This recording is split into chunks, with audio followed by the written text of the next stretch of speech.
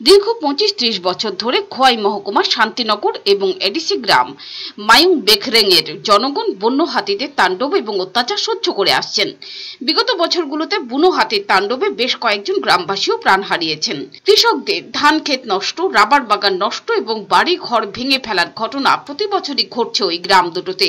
প্রতি বছর বুনো হাতিদের তাণ্ডবে গ্রামের দরিদ্র অংশের মানুষজন ক্ষতির শিকার হয়ে এলেও বন দপ্তর এবং মহকুমা প্রশাসনের তরফ থেকে তেমন সাহায্য এবং সহযোগিতা মিলছে না তাদের। বুনো হাতির তাণ্ডব বেশি মাত্রায় হলে বন দপ্তরের তরফে 4-5টি চকলেট বাজি ধরিয়ে দেওয়া হয় গ্রামবাসীদের হাতে। উদ্দেশ্য বাজি পুড়িয়ে বুনো হাতিকে তাড়িয়ে দেয়া।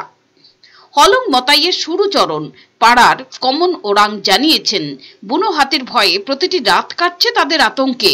ইতিপূর্বে বুনো হাতিরা বেশ কয়েকবার ওনার বাড়িতে ঢুকে রান্নাঘরটি ভেঙে গুড়িয়ে দেয়। বাড়ির উঠোনে রাখা 8-10 ভার ধান খেয়ে বাকি ধান সব নষ্ট করে দেয়। ইদানিং বুনো হাতির তাণ্ডব বৃদ্ধি পাওয়াতে বাড়ির চারদিক জুড়ে তিনি বৈদ্যুতিক তার ঝুলিয়ে ওই তারে রাতে বিদ্যুৎ সংযোগ করে দিচ্ছেন। কমল ওরাং জানিয়েছেন, গ্রামের প্রতিটি বাড়িতেই হাতির অত্যাচার থেকে বাঁচতে এভাবে বিদ্যুৎ লাগিয়ে রাখা হচ্ছে। একই রকম ভাবে ক্ষেতের ফসল রক্ষা করতে ব্যবহার করা হচ্ছে বিপজ্জনক এই বিদ্যুৎ। হাতি আইলে আর উপায় নাই, আর রেহাই নাই, কোনো উপায় নাই। এখানে একবার ঘর বাড়ি সাইডে বাহন লাগে, উপায় নাই আর।